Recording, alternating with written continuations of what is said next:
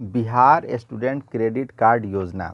विकसित बिहार के साथ निश्चय योजना के अंतर्गत बिहार स्टूडेंट क्रेडिट कार्ड योजना बिहार के छात्र छात्राओं को उच्च शिक्षा हेतु आर्थिक सहायता प्रदान करने के लिए एक महत्वपूर्ण योजना है। इस योजना के अंतर्गत वैसे छात्र छात्राएं जिन्होंने 12वीं अथवा इंटरमीडिएट पॉलिटेक्निक पाठ्यक्रम के लिए 10वीं अथवा मैट्रिक परीक्षा उत्तीर्ण होना ही काफ़ी है।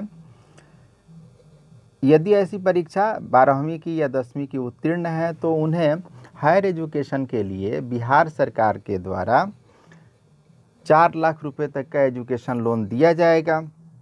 ये लोन देने का उद्देश्य है हायर एजुकेशन में ग्रॉस इनरोलमेंट रेशियो यानी GER को बढ़ाना और युवाओं को रोजगार की प्राप्ति में मदद करना। इसके लिए जो कंडीशन है वह है बिहार राज्य का निवासी होना चाहिए और उसे बिहार राज्य या इसके सटे हुए राज्यों जैसे झारखंड, उत्तर प्रदेश, पश्चिम बंगाल के मान्यता प्राप्त बोर्ड से 12वीं कक्षा या 10वीं कक्षा उत्तीर्ण हो।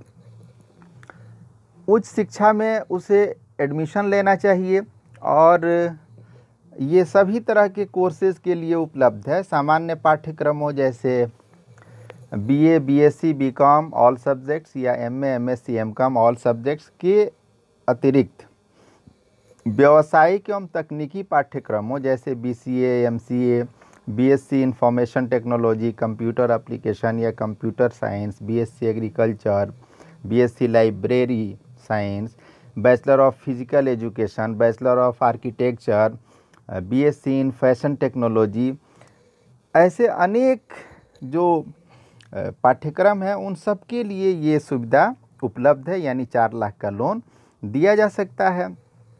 स्टूडेंट अगर हॉस्टल में रह रहा है तो ये लोन उस शिक्षण संस्थान को ही उपलब्ध कराया जाएगा।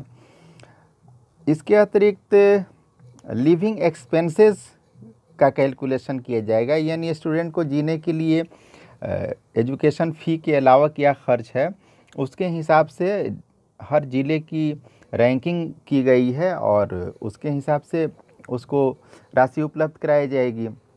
उम्र सीमा की बात करें तो ग्रेजुएशन तक के लिए 25 ईयर अपर एज लिमिट है, जबकि पोस्ट ग्रेजुएशन की डिग्री के लिए 30 ईयर तक की एज लिमिट है।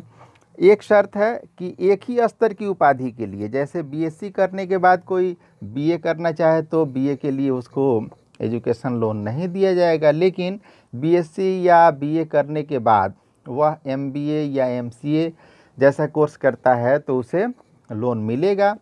अगर कोर्स को बीच में छोड़ देता है तो उपलब्ध राशि जो है उसे उपलब्ध नहीं कराई जाएगी, क्योंकि यदि सेमेस्टर वाइज उसका कोर्स है तो हर सेमेस्टर के बाद उसे पास होने का सर्टिफिकेट देना होगा, ऑनलाइन उसको इन्फॉर्मेशन देना होगा कि वह अब नेक्स्ट सेमेस्टर में चला गया। आवेदन इसके लिए कैसे किया जाए तो एप्लीकेशन ऑनलाइन किया जाएगा। ऑनलाइन पोर्टल पे जाकर के बिहार स्टूडेंट क्रेडिट कार्ड योजना का पेज खोलेंगे और उसी पे अप्लाई करेंगे। मोबाइल ऐप से भी इसके लिए अप्लाई किया जा सकता है। एप्लीकेशन करने के बाद उसे रजिस्ट्रेशन के लिए जिला निबंधन एवं परामर्श केंद्र DRCC district registration and counselling centre जाना होगा और वहाँ उसे कई डॉक्यूमेंट्स लेके जाना होगा। इसमें आवेदक यानी वो स्टूडेंट और सह आवेदक यानी उसके पेरेंट्स, गार्जियन, ब्लड रिलेशन जिनसे हो उनका आधार कार्ड लगेगा। मैट्रिक या +2 पॉलिटेक्निक पाठ्यक्रम के लिए 10वीं एवं अंतिम परीक्षा का मार्कशीट और सर्टिफिकेट चाहिए। प्राप्त छात्रवृत्ति, यदि उसे कोई छात्रवृत्ति मिलती हो या निःशुल्क शिक्षा प्राप्त कर रहा हो तो इसके संबंध में भी सर्टिफिकेट देना होगा। उसे अपना पासबुक की छाया प्रति भी देनी होगी।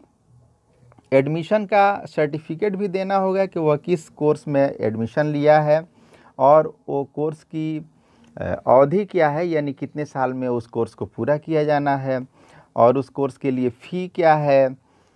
आवेदक और सह आवेदक यानी उसके माता पिता, पति, अभिभावक, रक्त संबंधी का 2 पासपोर्ट साइज का फोटो लगेगा। आवासीय प्रमाण पत्र लगेगा। आवासीय प्रमाण पत्र के रूप में बैंक पासबुक, बिजली का बिल, टेलीफोन बिल, पासपोर्ट अथवा ड्राइविंग लाइसेंस या वोटर आइडेंटिटी कार्ड दिया जा सकता है। पूरे बिहार के स्टूडेंट्स के लिए एक कॉल सेंटर भी स्थापित किया जाएगा, मे आई हेल्प यू के नाम से, और कोई भी एप्लीकेंट किसी भी समस्या के लिए कॉल सेंटर से संपर्क कर सकता है। आवेदन जो दिया जाएगा, रजिस्ट्रेशन जो स्टूडेंट्स का होगा जिला निबंधन एवं परामर्श केंद्र में, तो जिला निबंधन एवं परामर्श केंद्र उस आवेदन की एक समेकित विवरणी बिहार राज्य वित्त निगम को उपलब्ध कराएगा, जहां उसका वेरिफिकेशन होगा और उसके ऋण की स्वीकृति होगी। थर्ड पार्टी वेरिफिकेशन कराया जाएगा। इसके लिए थर्ड पार्टी वेरिफिकेशन एजेंसी होगी और वेरिफिकेशन होने के बाद जिला निबंधन एवं परामर्श केंद्र के द्वारा बिहार स्टूडेंट क्रेडिट कार्ड उस स्टूडेंट को उपलब्ध करा दिया जाएगा। और वहाँ पे स्टूडेंट क्रेडिट कार्ड उपलब्ध कराने के पहले लोन से संबंधित डॉक्यूमेंटेशन भी होगा, यानी कौन कौन से डॉक्यूमेंट्स लगेंगे, उन डॉक्यूमेंट्स की जानकारी भी देनी होगी।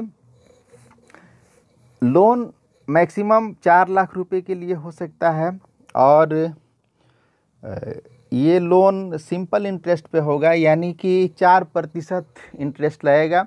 दिव्यांग और ट्रांसजेंडर के लिए मात्र 1% का इंटरेस्ट होगा। ऋण राशि का भुगतान किस्तों में किया जाएगा, यानी एक साथ पूरी राशि नहीं दी जाएगी। और आवेदक तथा सह आवेदक को वार्षिक या सेमेस्टर परीक्षा उत्तीर्णता का प्रमाण पत्र, अंक पत्र अपलोड करना होगा। ऋण के वापसी की प्रक्रिया की बात करें तो 2 लाख तक का अगर लोन है तो 60 मासिक किस्तों में, और 2 लाख से अधिक का लोन है तो 84 मासिक किस्तों में उसकी वापसी की जा सकती है। समय से पहले वापसी करने पे 0.25% ब्याज दर की छूट भी दी जाएगी। यदि कोर्स कंप्लीट करने के बाद नौकरी नहीं मिलती है या स्वरोजगार नहीं कर रहा है या अन्य स्रोतों से उसकी आय नहीं होती है, तो ऐसे हालत में लोन की वसूली स्थगित रखी जाएगी। लेकिन इसके लिए प्रत्येक वर्ष जून और दिसंबर के महीने में उसे जिला निबंधन एवं परामर्श केंद्र को ये शपथ देना होगा कि अभी वो बेरोजगार है। यदि मोरिटेरियम पीरियड जो 1 साल की अवधि का है पूरा होने के बाद भी ऋण की वापसी नहीं होती है तो PDR एक्ट यानी पब्लिक डिमांड रिकवरी एक्ट के अंतर्गत उस पर कार्रवाई की जाएगी। इस योजना का लाभ लेने के लिए और किसी भी समस्या का समाधान के लिए एक कॉल सेंटर की स्थापना की गई है।